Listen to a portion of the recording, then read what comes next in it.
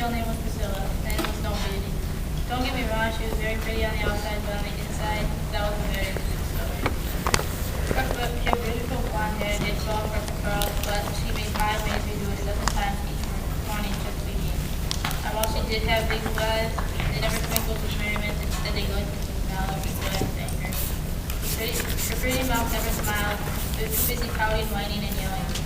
Since the day she was born, Priscilla was absolutely convinced that she was far superior to everybody and treated all her parents and servants accordingly. She ordered them about day and night, making them run back and forth for her pleasure. She never said please or thank you. Instead, she stamped her feet, shook her fist, and complained about everything. Nothing was ever good enough. Her meals were too hot or too cold. Her dresses were too tight or too loose. The furniture was too hard or too soft, and so on. This is disgusting. How hard is it to cook me a good dinner, huh? And these chairs, they are as hard as nails. This is outrageous. As you can well imagine, not only did Priscilla, just like everybody from the younger, was definitely a tool. Priscilla's parents, Lucian and Cleve, were very kind. They loved their son equally with the kid. They were both extremely distressed about their only child baby and did all they could to improve her disposition. Priscilla was a child that hired the best resellers and musicians from Father. She brought and wanted to go for Priscilla to play with and filled her with classes over.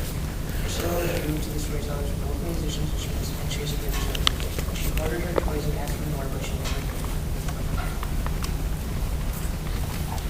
The king and queen became desperate. They even tried putting extra sugar into her meals, hoping to sweeten her temper. But although the court justice was pretty busy, nothing worked.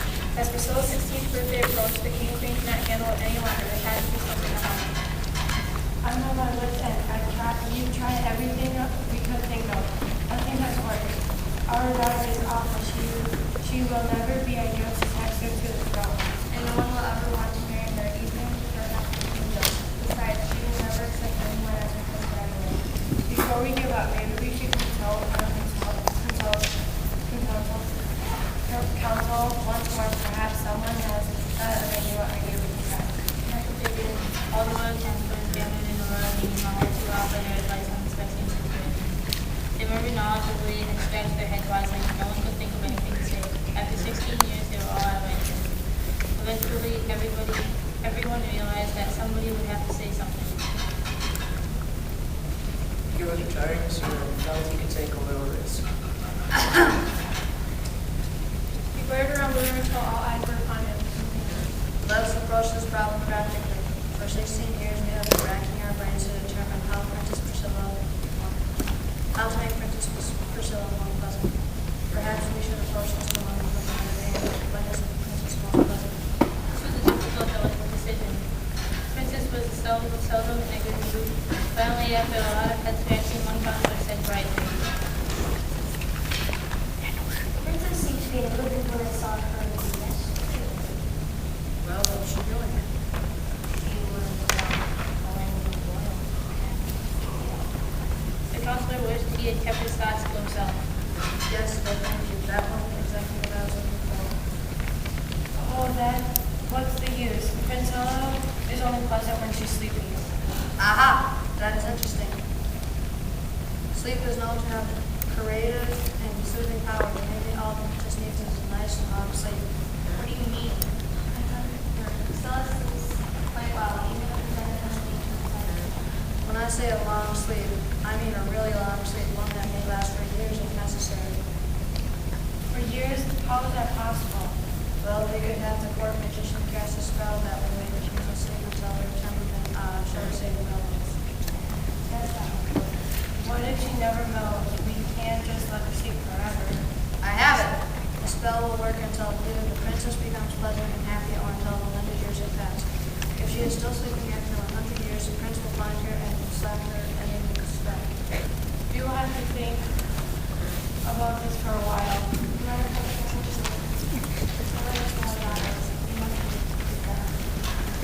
On that note, the relieved council dispersed, and the king and queen retired to their chambers. After months of thinking and watching, Priscilla gleefully reduced everyone around her to tears by both cruel words and cruel actions. The sad parents concluded that a long sleep was Priscilla's only hope. Once they reached that decision, the king and queen had to find a way to carry it out. After consulting a court magician, they decided to throw Priscilla a sweet 16 party.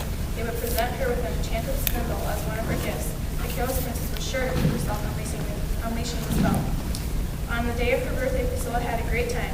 She yelled at all 5 maids who were helping her get ready, pulled their hair, and made them change her dress and hairstyle 20 times. On the way to the ballroom, she tripped the servants who were carrying the trays of food for the dining table, and laughed heartily. While they scrambled to pick up the broken dishes and clean up the food, she kicked her pet hard enough to send it flying across the room and snipped the blossoms off all the flower arrangements.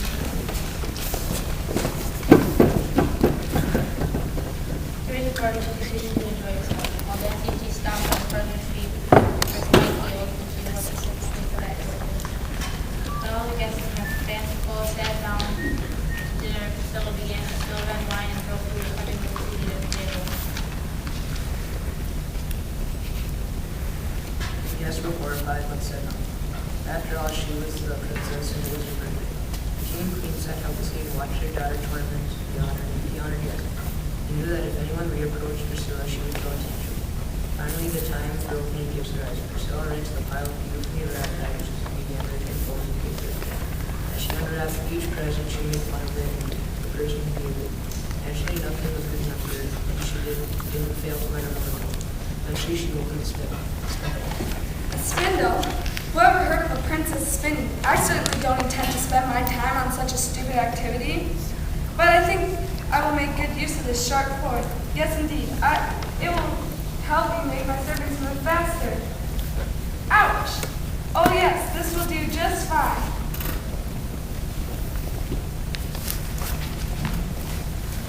If the guests thought this behavior strange, they did not mention it. They were only too happy to say their goodbyes and tiptoe out of the palace.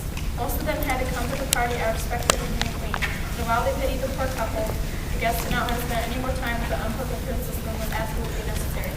After the guests left, the king and queen placed their daughter in a tower just outside the castle wall, thinking that the prince was more likely to slap her if he did not have to go through the whole palace to reach her. The queen put the spindle near the bed, as the sight of it made her too sad to keep it in the castle. The king and queen made sure Priscilla was comfortably and beautifully dressed, that the room was warm and clean, and that they would her every day. As time passed, there were people who remembered Priscilla and the tower and the woods being the center of many legends. The only true thing people remember was Priscilla's great beauty. People added new elements to the story, created fairies and jealous witches to make it more interesting. Someone even insisted that the princess was cursed because of one fairy felt snug when she was not invited to the birthday party. And so the sleeping princess became more and more mysterious until no one remembered how nasty Priscilla had been. About 100 years after Priscilla went to sleep, the prince was riding through the forest around the walls of the old castle. He heard many stories about the beautiful and mysterious princess. She was rather considerate and sure that she was real. He spent days wandering through the forest, hoping to glimpse the tower. The burning branches tore at his presence, and he and his horse were tired and hungry, but the prince was determined to accomplish his mission.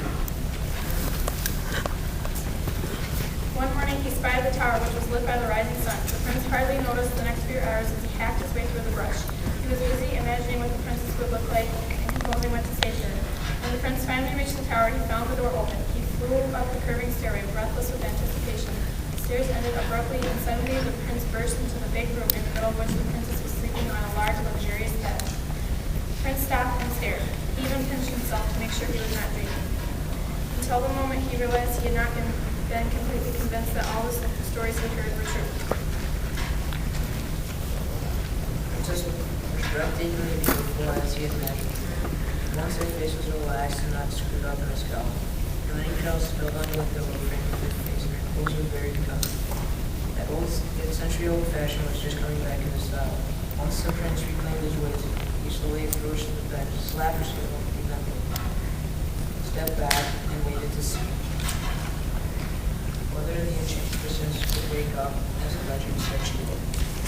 The story was true. What in the world do you think you're doing? How dare you barge into my room and slap me? Guards, guards!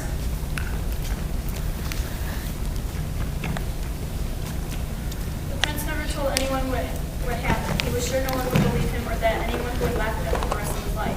One thing he did know for sure, he would be a lot more careful when he slapped in the future. Meanwhile, Priscilla was becoming unhappy to rest. She soon realized